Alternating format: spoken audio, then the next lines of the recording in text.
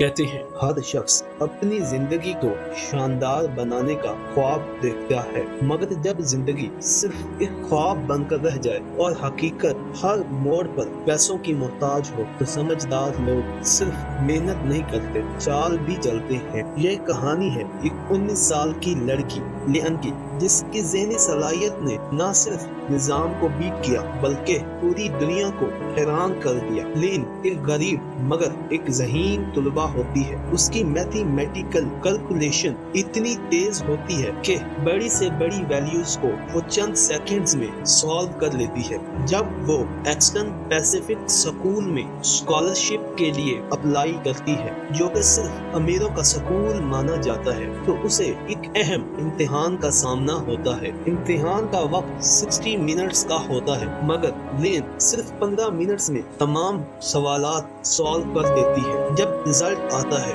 लियन second position हासिल करती है, लेकिन स्कूल का रूल होता है सिर्फ फर्स्ट पोजीशन वाले स्टूडेंट्स की फीस माफ होती है। प्रिंसिपल लियन और उसके वालिद से मुलाकात करती है, 50 लाख रुपए की फीस का डिमांड करती है। लियन अपने वालिद की खाली जेबों को देखते हुए उस स्कूल में दाखिला लेने से इनकार कर देती है, मगर वो प्रिंसिपल के सामने फख्र से कहती है, मैं किसी छोटे स्कूल से भी बढ़कर दुनिया को अपनी जहानत का सबूत दूंगी। प्रिंसिपल इस बात को महसूस करती है। वो जानती है लियन ने उनके सिस्टम को बीट किया है। अगर ये लड़की किसी और स्कूल में चली गई तो उनका स्कूल अपना मकाम खो देगा। यही सोचकर प्रिंसिपल लियन की फीस माफ कर देती है। लियन और उसका बाप ये सुनकर बहुत खुश होते हैं। वो अपनी बेटी से उम्मीद लगाता है कि अगर लियन अपना मकसद हासिल कर लेती है तो उसका हर ख्वाब पूरा हो सकता है। अब लियन एक्सटर्न स्कूल में दिल जान से पढ़ना शुरू करती है। स्कूल का सिस्टम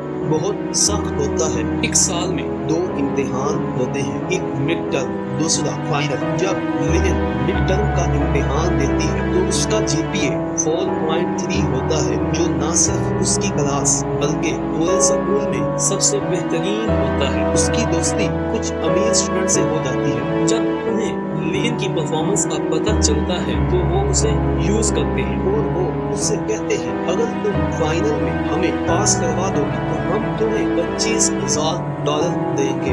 लियन पहले इनकार करती है, लेकिन पैसों का जुनून और अपने वालिद की मुश्किलात देखकर वो एक प्लान बनाती है। लियन उन्हें एक piano style finger signal system सिखाती है, जिसमें वो एग्जाम के दौरान अपनी उंगलियों को हिलाकर एमसीक्यूज का सही जवाब बताती है। फाइनल एग्जाम के दिन सब कुछ प्लान के मुताबिक होता है। लियन हर सवाल का जवाब देकर उंगलियों से सिग्नल देती है। अब जब रिजल्ट आता है, वो और उसके सब दोस्त अच्छे ग्रेड्स लेकर पास हो जाते हैं। अब लियन को सिर्फ तालीम नहीं बल्कि पैसे कमाने का नया रास्ता मिल जाता है। दूसरे सेमेस्टर में पूरी क्लास उसके सिग्नल का इंतजार करती है। सब फेल होने से बच जाते हैं, क्योंकि एक्सटर्न का रूल होता है कि जो एक दफा फेल हो गया वो दोबारा एडमिशन नहीं ले सकता। लेकिन स्कूल के बोर्ड को शक होने लगता है। तीसरे सेमेस्टर के इम्तिहान में बोर्ड एक चाल चलता है, 2 अलग अलग पेपर बनाता है और स्टूडेंट्स को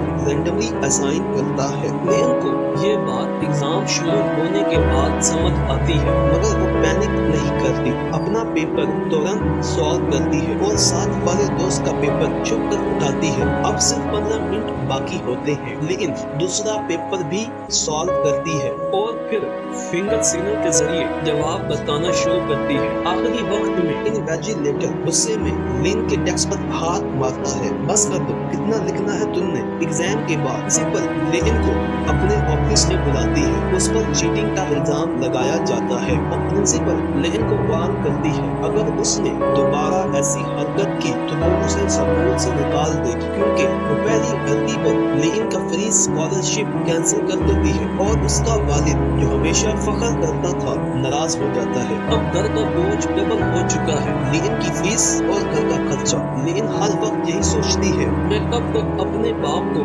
मेहनत करता देखूंगी, कब तक गरीबी का साया हम पर रहेगा। एक दिन लियन अपनी दोस्त ग्रेस के घर दावत पर जाती है। वहाँ उसका वालिद लिन का शुक्रिया अदा करता है और लिन को एक बड़ी ऑफर करता है कि ग्रेस का भाई यूरोप में हायर एजुकेशन के लिए जाना चाहता है, लेकिन यूरोप के लिए एक इंटरनेशनल टेस्ट पास करना पड़ता है जो कि SAT के नाम से जाना जाता है, जो दुनिया की टॉप यूनिवर्सिटीज में एडमिशन के लिए लिया जाता है। ग्रेस का वालिद लिन से गुजारिश करता है कि वो उनके बेटे को टेस्ट के लिए तैयार करे। पहले लिन मना कर देती है, वो अपनी पढ़ाई पर फोकस रखना चाहती है, लेकिन जब ग्रेस का वालिद उसे $50,000 की ऑफर करता है तो लिन सोचती है ये सिर्फ तैयारी नहीं, ये तो सिस्टम को ही बीट करने का एक और मौका है। लिन एक नया प्लान बनाती है। वो और उसका दोस्त बेन SAT के टेस्ट यूरोप में देने का फैसला करते हैं। उनका प्लान सिंपल है लेकिन रिस्की होता है, क्योंकि पकड़े जाने पर उनको 6 साल की सजा हो सकती है, क्योंकि